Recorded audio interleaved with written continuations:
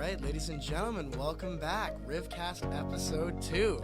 A lot of exciting stuff going on here. We finally got our budget approved. We're back in the studio with our second guest here, Dr. Mark Meehan. A little hello. Great Glad to to have be you here. here. How are you? How's your day been? It has been really kind of an amazing day. Glad to hear it. 2 great classes, a really good interview with a potential faculty member. Nice. Some sunshine, quiet drive over here. Just a great day. No complaints. Yeah, Absolutely love to hear it. That's not at awesome. all. How many classes are you doing right now? Like 4. this semester? 4? Okay. Yeah, which is a bit much for me, but Yeah. they're great people, man, and it's great content.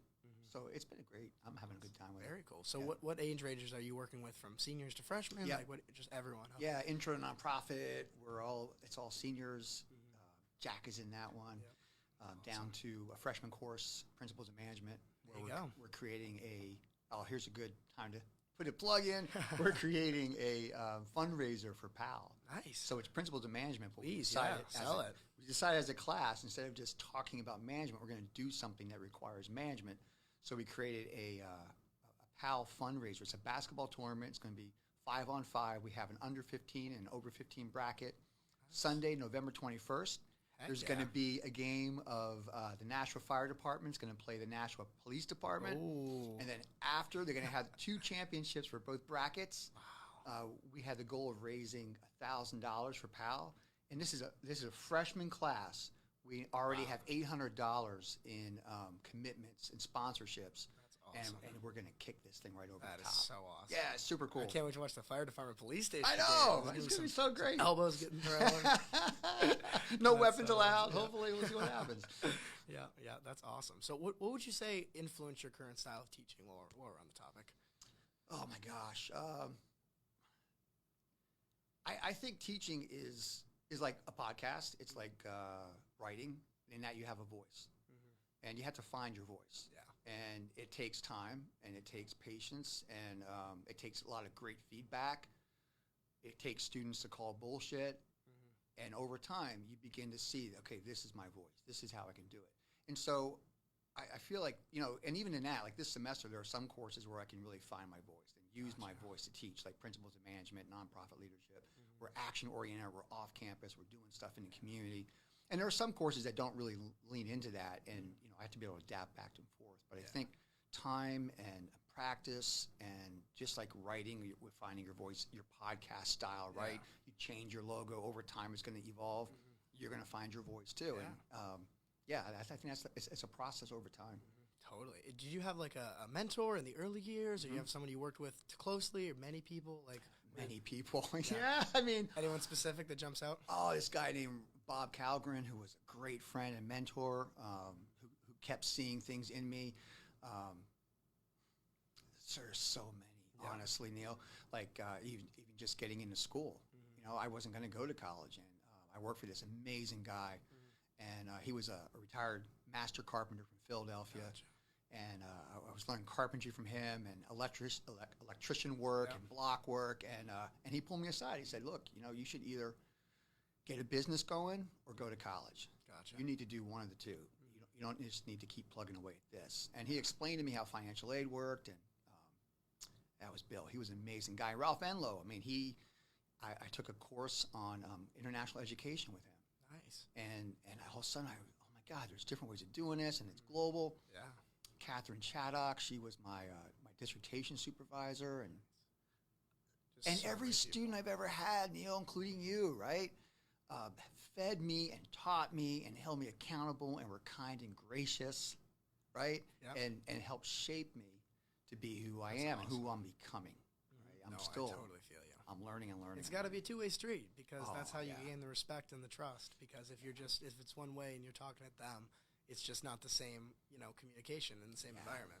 And that, it's such bullshit to think that we know something and you don't, right? And that's a couple years ago, I was asked to do a faculty thing, and I had two things. First, you don't know nearly as much as you think you know as a faculty member. And second is the students know a lot more than you think they know. Yeah. And you have to walk that line, and you have to live in that reality. And if you just think you know everything and they don't know anything, good luck. Because you're fooling yourself, and you're not fooling them for a second. Yeah, no, I got that. So where did you go to school? Did you study teaching in school or business primarily? No, I studied both actually. Gotcha, Yeah. okay. So my doctoral work, which is the most important thing, I guess, was at University of South Carolina in Gotcha, Columbia, okay. South Carolina. South, nice. Yeah, it was awesome and a really great place. At the time, they had one of the strongest business programs in the country, and they still have a top-rated MBA in international business. And so I was there, and I did a cognate international business and international finance. And then I also studied higher ed leadership. So I was actually at 2 different schools within the university. And then for some weird reason, I did a dissertation in Islam, the philosophy of Islam, and the art that it produced. Gotcha. And that had me in 3 places at the university. Yep. So it was a little untraditional, but I wasn't fun. there for the degree. I was there to grow and learn, and I had some great scholarships and just room to move. So it was a couple of years of just freedom to learn and grow. That's awesome. And oh my gosh, my wife, right? I would never have done it without her. She was teaching full time, and I was in there riding my bike to my little office and reading all day. It was just incredible time. Yeah, no, and that's perfect. It leads right into so you have a book focusing on the Islamic art. You talk about a little bit about how you got into that and like where that came from. Like that's such an interesting facet of your life to just have so much knowledge on. Like, give me a little backstory on that. Yeah, I would love to teach a course on it someday. Yeah. But no, I started working in Palestine, and I was going into the West Bank, into Gaza. And I was having to go through Tel Aviv, and that's a very difficult place to get to the West Bank from, because if they know you're going to West Bank, there's a lot of question about why. Yeah. And for lots of reasons, right, good and bad, there's a lot of suspicion of anyone going into the West Bank from the Israeli side.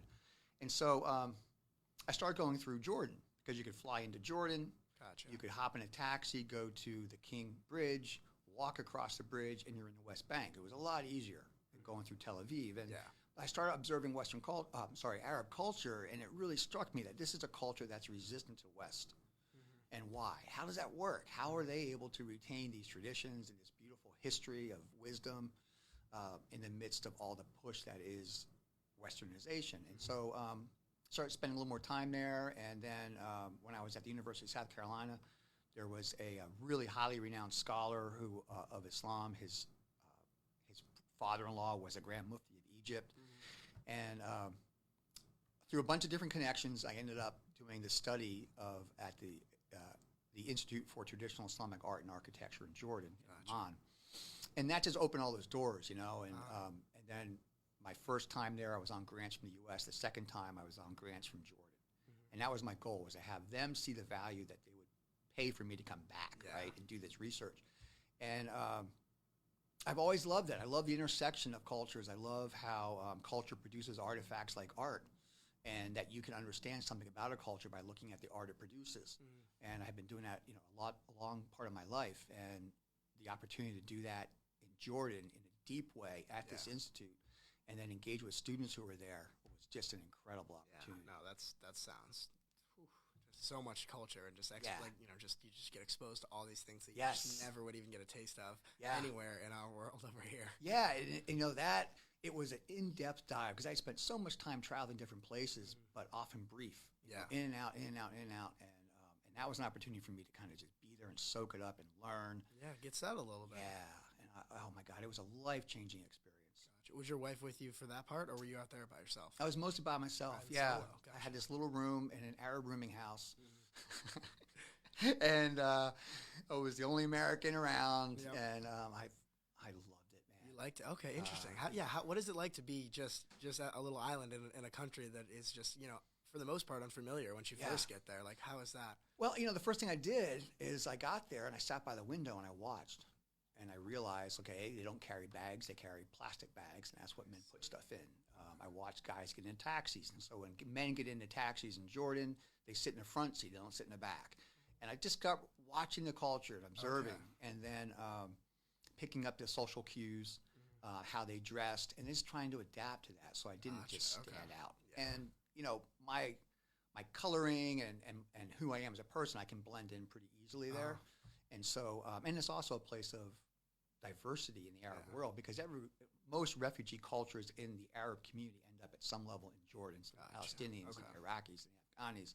So there is a lot of mix there. It's not just like a monocultural UAE or something like that. Yeah. So, So you kind of blend why in. Jordan? Why is that the hub for refugees? Like, what makes that so like welcoming and safe almost? Yeah, I mean, I don't want to go too far. I can see everybody falling asleep. But it's a fascinating thing about Jordan. If you think about Jordan, there's Israel, right, on to the west of it, and then you have Saudi Arabia, Iran, all those other more like Arabic countries on the other side of Jordan. And so, at some level, I would say that Jordan, which was created by the West, right after the war, they drew the lines and they said, "This is now Jordan." They created a buffer between the Arab world and Israel, and it's strongly supported by American interests. And so there's a lot of money going into that country to support refugee displacement. That we create refugees in one place and we try to support them there. So it's kind of this liminal space in between cultures, and it has that feel to it. It's an incredibly interesting country. It has a rich Bedouin tradition, so there is a really deep-rooted Arab culture there, but because of its position politically and globally, it's become a collection point. Gotcha. Okay, very interesting. Very interesting. So staying on the topic of travel, so being in 70 different countries, more than 70 different countries, like what are a few that stand out to you? Like having been in so many different locations, what are a few 3, 4, 5 that you would say like really like wow, these were what I mean, like the memorable. Man, there's so many, and that's. I don't. Someone asked me the other day, like, "What's your favorite country you've been to?" I mean, that's an impossible. It's impossible. Question. It's like, "What's your favorite song?" Like, right? How are you gonna answer? How am I gonna answer that? Like, what do you want me to do? My favorite podcast, though, that's easy. RivCast, like that's absolutely it. That's easy down. Yeah, I would say like China is just incredibly impressive place to be, and there's so much interesting news coming out, and there's a lot of positioning around China right now that I think is fascinating for good reasons and for bad. But to be there, and I have friends who are, members of the Communist Party there, who are born and raised in China, just from all my travel there, it's incredible. The dynamic nature, especially of Eastern China, is incredible. Like you go there and you see the future. You see movement and growth and technology and integration of technology that's just remarkable. Sounds amazing. The opposite at some level of that, and one of my favorite places in the world is Senegal in West Africa. And, a 90% Islamic country, 10% Roman Catholic. They still speak French from the occupation time, the colonialism. But the most beautiful people, this incredible coastline, a slow pace, warmth, and a connectedness and deep communities that are embracing and just incredible to be part of. I love to be in Senegal. I've always told my wife, like, someday that's where I want to retire is in Senegal. Like, no, I don't think so. But it's an amazing. Might be a tough sell. It is. It is a tough sell. But that's one of my very favorite places. Morocco is another place I've spent time in that I absolutely love. It's incredibly diverse. You got the Mediterranean on one side, the Atlantic on the other. You have mountains. You have deserts. You can ride trains from up by Tangier all the way down to Marrakesh and see the desert. And my daughter came over at one point and spent a couple of weeks with me there, and we got to travel trains together. That's so fun. Yeah, so that's always a really. Those are just the memories that stay for so long. Yeah. And then I like Europe too because it's just fun and it's historic and it's easy. Like you feel comfortable there. You don't have to worry about trying to figure out a culture because it's really the same. Yeah, gotcha. Okay, that led me right perfectly into my next question of.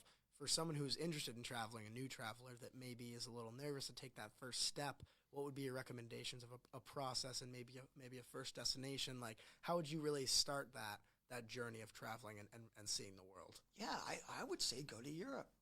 Okay. They're used to Americans. They dress like us. They, the culture, the food. There's so many things, in our culture, just from the ways of immigration that are the same. So you can go there and you can feel really comfortable. You're going to have a different language, but there's a lot of English, and it's a Latin script, so even if it's not in English, you can still figure out what word said. And it's super easy to travel in because the train systems and the subways, like in Paris, you can jump on a subway so easily and pay for it easily. And that, it's far enough away and it's different enough that you feel like you're someplace else. Gotcha. Okay. But it's not so far and different that you feel like, oh my God. Yeah. What happened to that? that? A little bit. Okay. And then once you get that under your feet, that's the first place I ever went. I was 16, and I saved up some money and I got a flight. And and I spent 3 weeks bouncing around on trains. Yep. And that was when I knew that's what I wanted to do. Yep. Because man, it was just fun to see how other people live. Yeah, no, that's interesting. You said you were visiting an exchange student, right? That's Yeah. how you started. I remember. That was my excuse. Yeah. And then after the week, see you later. Yeah, I used that as my. This is how this is going to happen, and then that was a week with Duco, and then after that, I was just out bouncing. Just gone. Oh my God, I had so much fun just living on trains, staying in hostels, and eating cheap food. Yep. Hey, I mean that's the best way to do it. You know, you're not spending too much money, and you can still get to get the experiences, and it feels almost a little more real than if you're pulling up to a 5-star hotel and your Uber's picking you up. Like, you feel like you're more ingrained a little bit in the culture, for sure. I've never gone that way. I don't like to travel that way. Even when I was going to China and Shanghai, sometimes I would get like a cheap apartment that I could get for a couple weeks. Yeah. And it would be in a Chinese building with Chinese neighbors, and that would really give you a sense of being there. Yeah. That's interesting. How do you make that connection? How would you get an apartment in China? Like just connections you made in the past? Okay. Yep. Gotcha. Just the network. And the web's a great thing. Gotcha. Okay. Right? And once you're in China, there's all kinds of sites that you can't get from outside China to travel. So once you get into China, you can access sites, and you can travel incredibly cheaply. You can hop a flight to Chengdu and round trips for $400. Which would be if you try to buy that same ticket in the U.S., it could be $1,000. Yeah. Okay. Gotcha. Very interesting. What would you say from all the countries you've been at, like architecture-wise, what was the most like stunning or beautiful or like Man, I'd have to. different? Shanghai. Yeah. Shanghai. Shanghai has a whole section of historic architecture on the Bund that was from periods of British colonialism, and it's absolutely stunning. Gotcha. And across the Yellow River, there is a whole nother ultra-modernist architecture of skyscrapers and they sit right looking at each other. Okay. And the river divides together. Yeah, and you can stand there and look back and forth, and it's an astonishing spot to be. That sounds absolutely amazing. It's really cool. It really is cool. So and some old temples, and there's a couple really cool right down from there. You could walk from that incredible contrast. Half an hour south, and you can be in a historic garden space that is as it was 800 years ago. Yep. Okay. Wow. All within walking right, distance. walking where everyone used to walk. Yeah. Interesting. Okay. Yeah. Okay. All right, we're gonna stay on the travel talk for a bit here. Let's talk food. Okay. Ooh. Where's your top food spots? Oh my gosh, I love Arab food. Yeah. Okay. I love my flatbread and hummus and Arab coffee, and I love Chinese, and I love Indian. I spent a lot of time in India, and I love the spice and the craziness of some of those dishes that you just have never experienced anything like. I've had yak balls with Tibetans, like around a fire. There's so many different, there's so many different experiences, and so much of it is tied to the people I was with that really make that food special to me. Okay, very interesting. Is there anywhere like in America that you have been that has like even grabbed a slight glimpse of the food of another culture like that, like so well? Yes. Brooklyn. Okay. Yeah, I was just down to see my son a couple weeks ago, and there are food courts in Brooklyn that are global food. Oh, so there's Arabs standing behind making kebabs. There's Indian guys, making street food, and you can actually, and it smells like it. It takes you back just standing there smelling it. Wow. Okay. I was blown away. I was so excited just to be there, and I'm an old guy, so the idea of living in New York City, there's no way I could really want to do that today. But to go down there and visit and just see my son thriving in that context was, oh my God. That's so amazing. It's the same way. My brother lives down there, and I'll go and visit him and stuff, and you see him, and he's like, right at home. He's used to everything. I'm down there. I'm like a little like, this is fun, but like I don't know if I could really be down here because it's just everything's moving so fast, which is a lot of fun for an amount of time. But there comes to a point where it's like, hey, I'd like to take a drive right now. You know what I mean? Like, where it's like, I don't know if I could really sacrifice that. You know what I mean? Where are there no people? Yeah, literally. It's like there's just nowhere you could end up. But no, that is so interesting. Okay, what does your son do? My son is a remarkable dude who does a little bit of everything. Oh, awesome. He's 27, and he is all into side hustles and making things work. Love it. That's become so huge recently, all that side hustle business. He's an amazing guy. He got into New York. He was at Hunter College, and then he decided to stay there, and he made his way. He made his way. He found roommates. He created community, and just being down there a couple weeks ago with him and seeing the community that he has around him, Yeah. it was so incredibly encouraging. Meeting some of his friends, and he has a new apartment. We got to hang out and stay there. And That's awesome. yeah, so he works.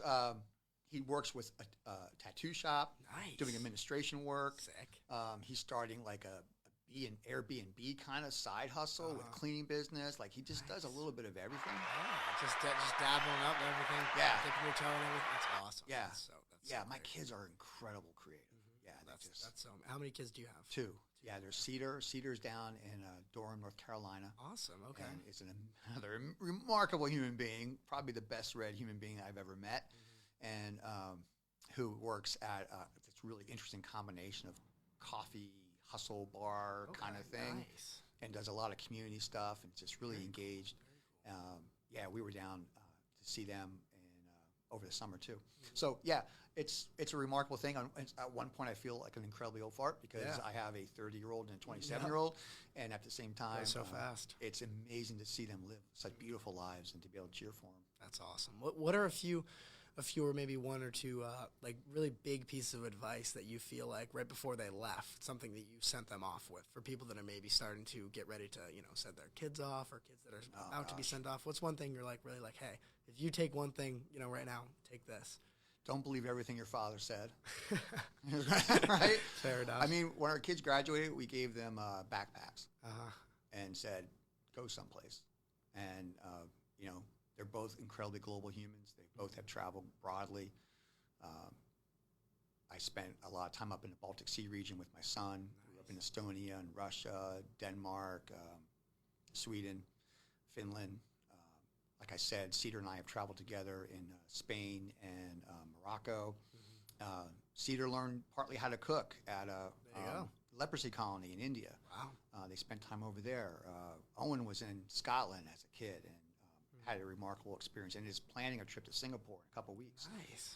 So, I don't know of any word of advice except cheer like crazy for them and enjoy their process and let it be theirs. Because they're living their lives beautifully. They're not living the lives that I can imagine, and that's great. Yeah, no, that's one thing I see so much with parents that are just way too involved. You know what I mean? Where it comes to a point where obviously you care, but you have to separate a little bit and just let them do their thing. You know what I mean? Like there's helicopter parents are making every choice, and it's like it's just something that I feel like in the long run really just hurts that relationship between you. Yeah, I hope. I guess I don't know. I hope that I provided enough of that, enough connect. It's all about a balance. Yeah, and that's who knows, man. I don't know. My kids know, but they haven't told me yet. Yeah, they'll tell down the road some way. They'll let you know. But speaking of balance, transition a little bit. So you as a person, super connected to nature, spirituality, that whole meditation, like that whole side of your life. Give me a little background on that and the importance of the connection with nature from you personally. I mean, it's been my whole life. I grew up in a very rural area, acres and acres of mountains and woods around us in the Pocono Mountains in Pennsylvania, and it was always important to me then for lots of different reasons, and it never stopped being important. Yeah. So even when I was working in Lower Manhattan and commuting in and out, we lived in a little town called Nyack, and were able to get out and see some local state parks, and I would take 3-4 day hiking trips by myself just to keep that connection. For me, it's reality. Like all this, right? Really, I don't know what all this is. But when I'm out and then maybe able to think and reflect and have quiet, that's really, really important for me as a human. And it always has been. And I think, I'm an introvert. Yeah. My wife calls me an introvert who loves people. Yeah. But I'm an introvert. I need that time, quiet, away to reflect and engage my own heart, my own mind. And I think nature does that for me as well. So it's funny. My wife was pointing this out. When we have bought homes, I'm always on Google Earth figuring out where the trails are. That's one of my criteria. And the place that we bought most recently, I knew it was a good spot for us when we went to visit it and we saw a trailhead right across the street that took us up to either Greeley Park or south along the river. And I was like, okay, I can handle this because it has that outlet. I need that as an outlet. Yep. No, some people look for a number of bathrooms and number of trailheads. Smaller, simpler, the better. Give me some space to roam. That's hilarious. I love that. Yeah, Yeah, no, New Hampshire's definitely a great state for that because, you're just, 45 minutes, hour, and you're up in the mountains. Yes. And it's no problem. The drive's beautiful, too, so there's no problem there. It's definitely a good, location if you're really close with that side of yourself. It's the favorite place we've ever lived. Really? And we've lived all over, and, but we've never lived in a place where I can walk in 15 minutes to Main Street and hang out with somebody and have a beer, grab a coffee, and I can sit at my desk and watch eagles fish in the Merrimack River. Yep. What a crazy place, right? Best of both worlds. How do you find that? New Hampshire gets so much hate, you know what I mean? Because it's tucked away in the Northeast. But, think about where we are right now. We're 45 minutes to Boston, 45 minutes to the beach, and 45 minutes to the White Mountains. What more, what better encapsulation of everything is there? You know what I mean? You can go skiing summer, thank you. Thank you, audience. Wow, they really like that. Nice. Jeez, we got a whole studio audience back there. It's 300 people. But no, seriously, that is one hill that I will die on. Yeah. That New Hampshire is criminally underrated when it comes to talking about states and the accessibility and everything. Criminally underrated. And if you're in Nashua, it's fairly diverse. Yeah. And that was one of my concerns moving up here. And I had some friends really, you gonna live up that way? How's that gonna be for you? And but my first year or so here, I didn't have a car. I was committed to just either ride my bike or riding the bus. Nice. And the people I would meet on the bus, I met people from Nepal on the bus. I met all kinds of cultures. And I think if you're out in the suburbs and you're, hiding out in Hollis, perhaps one of the whitest towns in America, right? Culturally and demographically. Sorry, Hollis. But, you're going to feel that, New Hampshire's a very kind of monocultural state. But if you're in Nashua and our first home right off of Lead Street, you can't say that, this is this super white place because it's not in downtown Nashua. It's incredible diversity. They have great food. There's El Salvadorian food. There's great Mexican food. There's all kinds of really great cultural representations downtown, and we absolutely love it. Totally agree. So what would you say, country-wise, around the world, do you connect with the most, throughout nature and stuff like that, or the beautiful places that you have been? What country, stands out? What's the first thing that comes to your mind when you think my connection with nature and around the world? I mean, that's another one where there's a zillion of them. Yeah, just a few, that pop in. The Himalayan foothills up in northern India changed my life. Yeah. It was just the beauty of standing there and seeing the Himalayan mountains and the snow, and the people who are there, who are just incredible, deep, beautiful, traditional human beings, unbelievable. Like I said, Morocco, just with all its variety. South Africa, right, which is a weird place, man. The history and the racism. Right, that's still present in a vivid way. I mean, it is probably one of the most difficult places for anyone to live.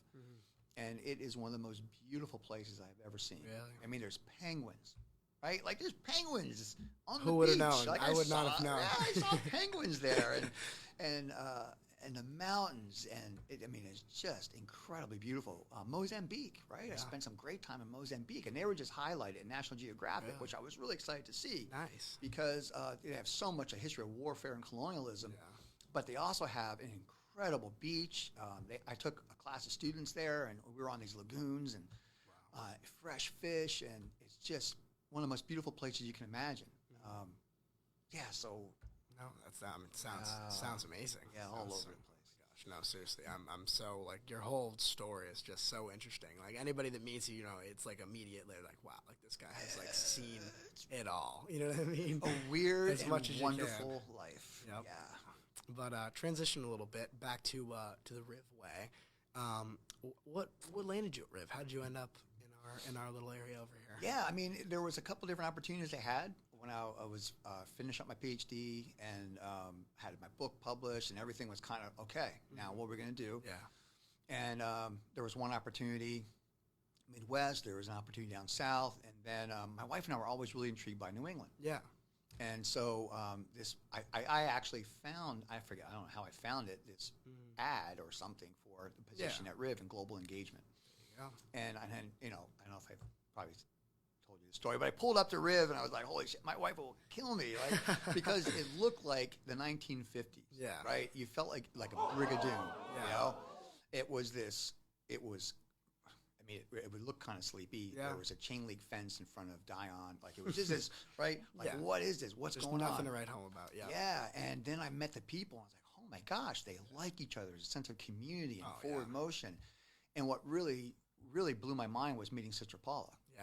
And, you know, sitting down with her for the first time and getting this vision and getting this passion and this drive that she had. And she could see things that no one else could see there. And she is on a mission. yeah, and so that was the very first time. And so I went home. We were living back in the city in Columbia. And my wife and I were talking, and we really loved the idea of living in New England. Yeah. I came back up for a second interview. And at that point, I never forget, Sister Paula leaned forward. She had a yellow piece of paper, a yellow pad, legal pad. Yep. And we're in her office, and she said, tell me what it would take to bring globalization and have a global Riv. And we had this incredible conversation. And she already had office space in mind and renovation work and all these things. And I was like, okay, if I can work with someone like this kind of a leader, I think I'm in. And I've always known I don't like some of the other institutions I was looking at were very established and very solid. Yeah. And you would know, and you'd be like, wow, that's great. I'm not a good establishment guy. Yeah. I like change. You do your own thing. Yeah, and I like that growth curve. I like when organizations are going through into something new. Yeah. And so I could see that's where Riv was going to be. I also had worked in larger and smaller institutions, and I know, like this, right? You actually asked me to come and do this. Well, that blows my mind. Like, oh my God, Neil, how cool is that? And so I know that that's another part of me that I really enjoy. I love being in a community where I can know people and where teaching isn't just a matter of disseminating information, but it's based on relationships. That's meaningful. 100%. And so all those things kind of fell in place. And Teach and I were both really excited to the idea of living in New England. I was fascinated by the history of Nashua, by the mills and everything. And we're really happy that we made the choice. It's been 10 years. 10 years. It's like that, and love it now. Yeah. We're happy to have you. Yeah. I'm glad to be here. No, it's definitely it's so exciting to be part of that, like that next wave. Because you can really tell once things are starting to kind of ramp up. You know, these buildings are getting built, new classes, new majors. Like you can so see like when something's really on the come up. Like it's like when it's noticeable. Because obviously it's a slow process, but like you can tell anybody at Riv who's been here for more than a year, you know what I mean? Like you can tell like this is like something's changing, you know what I mean? Which is so exciting. What are a few things that you see coming up in the near future that you're excited for? I mean, I'm really excited about the hocky team. Yeah, no, Right? it's fun. It's So much fun. Oh my god! I just got to shout out to them because, you know, that was a mystery to me. I didn't know anything about hockey. Yeah. I didn't know anything about, another one. Yeah. The studio audience level. Yeah. Gosh. Crazy. But, you know, and we were all talking about it, faculty, you know, before the semester about, okay, what is this going to be like? Who are these people? And, you know, what, they're going to be older? They're going to be from Canada? Like, you know, all like these guys in red flannel shirts and with sticks on them. And, you know, I'm teaching this freshman course, and I think there's 6 men in there that are hockey players. And from the very first, like, oh my gosh, these guys are something special. I mean, they are a little more mature than you would have a typical freshman because they've been playing hockey and living on their own for a couple of years. Yeah. But super smart, respectful, kind, community-oriented. And I just got to, you know, the coaches and who they recruit. Yeah. Just incredible humans. Hats off to them. No, yes. seriously. And where's that going to take us? You know, I don't know. I mean, how that's going to grow Riv and how that's going to impact Riv, its profile like the volleyball team does, you know, a national ranking and that kind of presence that you guys have.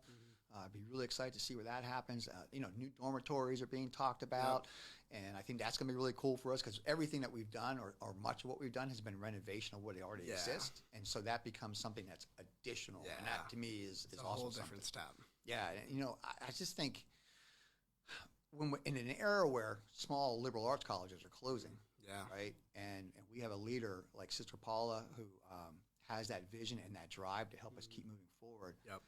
Man, it's an incredible time. So there's a lot of changes. I love the last probably 5-6 years, students have said, man, I wish we had that when I was a student. How come when I'm graduating, everything gets better, right? And I hope that keeps happening. I hope every year students say that because there's more cool stuff coming back.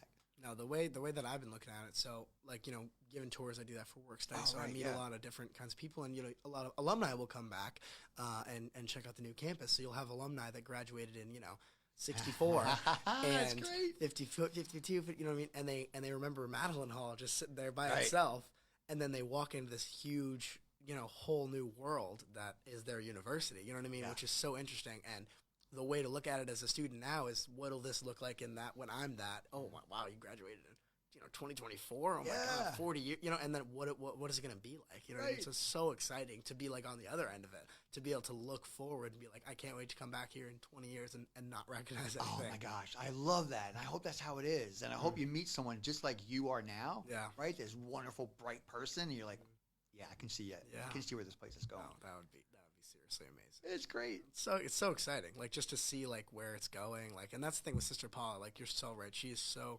driven, and it's so, with her, it's obvious. Like, you can tell the second you meet her. Like, she's not bullshitting anybody. Right. She's like, we're doing this. This is how we're doing it. Like, you know what I mean? You'll never catch her. Oh, maybe we do. Like, it's like she knows. Yes. And she has it laid out. Like, so prepared. It's crazy with her. She is. I mean, I don't mean to be folk, but she's the best college president I've ever worked for, and I've ever institutionally been part of. And I think it's amazing what she's done and what she wants to do. Yeah. And I'm really glad that she is staying there, because obviously she could go to lots of places. Yeah. Kind of like your coach, right? Craig Kola could be wherever he wants to be. And he chooses to be at RIV because he has that passion. He knows he's fit. And I think Sister Paula's in a similar spot.